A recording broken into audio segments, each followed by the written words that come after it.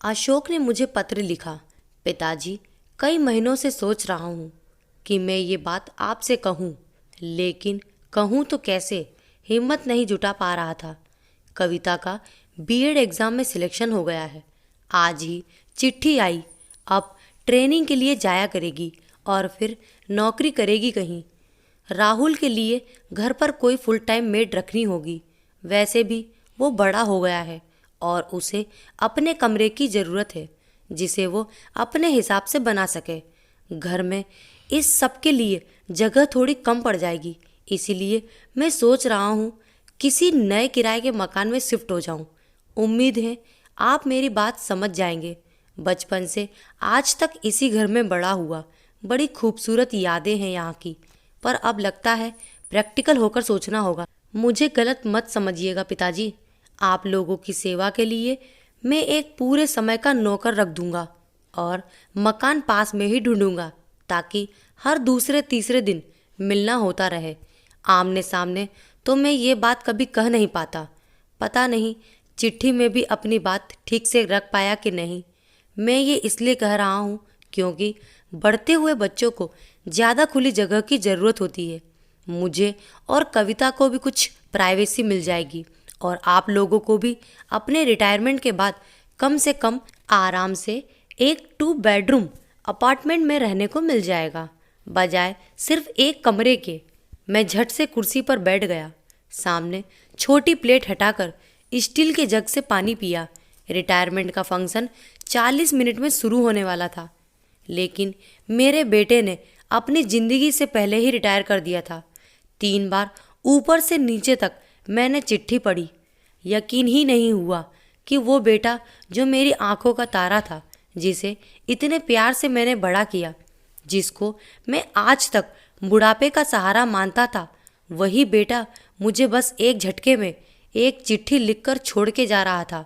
सरोज कमरे के अंदर आई और बोली, देर क्यों कर रहे हो, जाते क्यों नहीं? मैंने कहा, जा तो अशोक रहा है, तुम्हारा बेटा घर छोड़कर जा रहा है। 40 मिनट बाद मैं अपने बैंक ऑफिस में अपने फेयरवेल फंक्शन में बैठा था। एक छोटे से स्टेज पर एक सफ़ेद मेज पोस के ऊपर गेंदे के फूल की माला जो अभी अभी मुझे पहनाई गई थी, पानी की एक बोतल और कुछ तोहफे रखे थे और एक सर्टिफिकेट रखा था जो मुझे अभी मिलने वाला था। शहर सर्कल के जनरल मैनेजर, हम सबके बॉस सिंह साहब का भाषण चल रहा था, लेकिन मैं अपने ही ख्यालों में गुम सामने बैठे 50-60 कलीग को देख रहा था। असल में मेरी आंखों के सामने कोई और ही चेहरे, लम्हे, मौसम, दिन घूम रहे थे। वो रात जब अशोक पैदा हुआ था, शहर के सिविल अस्पताल में, जब घर की कोई भी महिलाएं आ नहीं पाई थी और मैं ऑपरेशन थिएटर के बाहर बैठा समझ ही नहीं पा रहा था कि बच्चे के आने की तैयारी के लिए क्या क्या करना होता है। जल्दी जल्दी छोटे छोटे ऊन के मोजे, एक छोटा कंबल, दूध की बोतल और छोटी छोटी फ्रॉकें, सरोज के लिए गर्म पानी। तब मुझे बेटी का इंतज़ार था। सरोज बेटा चाहती थी। जिंदगी में हमेशा उसी की तो चली है। अशोक के लिए हमेशा अपनी हैसियत से ज़्यादा किया। खुद 5 किलोमीटर पैदल जाता था, पर बेटे को साइकिल दिलाई। उसकी यूनिवर्सिटी के कोर्स के लिए फिक्स डिपॉजिट तोड़ा। फुटबॉल टूर्नामेंट के लिए जब उसने नए महंगे जूते मांगे तो कभी दोबारा सवाल नहीं किया। पोता हुआ तो एक और फिक्स डिपॉजिट तोड़ा और उसके नाम कर दिया। फेयरवेल में भाषण चलते जा रहे थे, लेकिन मुझे तो कोई और ही आवाज़ों ने यादों की नींद से उठा दिया। मेरा नाम पुकारा जा रहा था और अब हम सबके चहेते ओम प्रकाश जी से आग्रह करूँगा कि वो खुद भी आकर 2 शब्द कहें। गेंदे के फूल की माला, तोहफे, सर्टिफिकेट सब लेकर ऑटो से घर पहुंचा तो सरोज घर पर अकेली थी, खिड़की पर बैठी थी, रो चुकी थी। मैंने उसके कंधे पर हाथ रखा और कहा, मैंने कहा था ना सरोज, बेटी होनी चाहिए। बेटी विदा करना तो सौभाग्य से माता पिता को नसीब होता है, बेटा विदा करना तो हमने सीखा ही नहीं। चाहे जितनी सेखी भगारे आदमी, असल में अंदर से निहायत ही कमज़ोर होते हैं।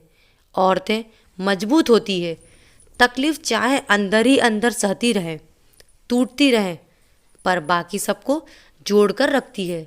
सरोज ने मुझे देखा और बोली, चाय पियोगे? शाम हो गई। अशोक और कविता लौटकर घर आए। राहुल खेलकर वापस आ गया। खाने पर मुझे बुलाया गया। मैं चुपचाप अपना खाना खाता रहा, किसी से कोई बात नहीं की। अशोक ने कहा, पापा, मैंने उसे तकलीफ में डूबी हुई आंखों से देखा, जैसे कह रहा हूँ, तुम भी सबके जैसे निकले बेटा। मैं खाना आधा छोड़कर अंदर चला। दिन भर से आंखों में रुके हुए आंसू निकल ही पड़े थे। सरोज बगल में बैठ गई, मेरा हाथ अपने हाथों में लिया। मैंने कहा, उसने एक बार भी नहीं सोचा, बस छोड़कर जा रहा है हमें। सरोज ने मुझे एक तकिया देकर आराम से बिठाया, फिर बोली, क्या गलत कर रहा है वो? मैंने हैरत से सरोज को देखा, हाथ खींच लिया, कहा, सरोज, क्या बात कर रही हो तुम? हमने क्या क्या किया है उसके लिए?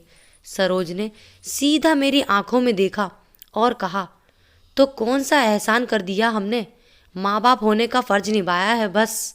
जो हमने अपने बेटे के लिए किया, वो हमारे माँ बाप ने हमारे लिए किया था, और वही हमारा बेटा अपने बेटे के लिए करेगा। यही तो रीत है। मैंने कहा, पर वो घर छोड़कर जा रहा है। सरोज बोली, तुमने भी तो गांव छोड़ा था, तुम्हारे पिता को भी ठेस लगी होगी। अरे, मैंने नौकरी छोड़ने के लिए अपने घर पैसे भेजने के लिए घर छोड़ा था। वो कहता है प्राइवेसी चाहिए, जैसे तुम हम पहरे रखे हैं उस पर। सरोज ने कहा, जमाना बदल गया है, हमें भी बदलना होगा, और ज़रूरी नहीं है कि हर बदलाव बुरा हो। बेटा दूसरे घर में जा रहा है, इसका ये मतलब तो नहीं कि वो हमसे प्यार नहीं करता है। तुम भाग्यशाली हो, तुम्हें इतना अच्छा बेटा मिला। खुदगर्ज मत बनो, जिसमें उसकी खुशी है उसमें हमारी खुशी है। थोड़ी देर बाद मैं ड्राइंग रूम में गया। सब लोग बैठे थे, मेरे आते ही चुप हो गए। मैंने राहुल से कहा, राहुल बेटा, दादाजी को मोबाइल चलाना सिखाओगे? तो दोस्तों, कहानी आपको कैसी लगी कमेंट बॉक्स में ज़रूर बताएं, और लाइक करें, शेयर करें, सब्सक्राइब करना ना भूलें। Thank you.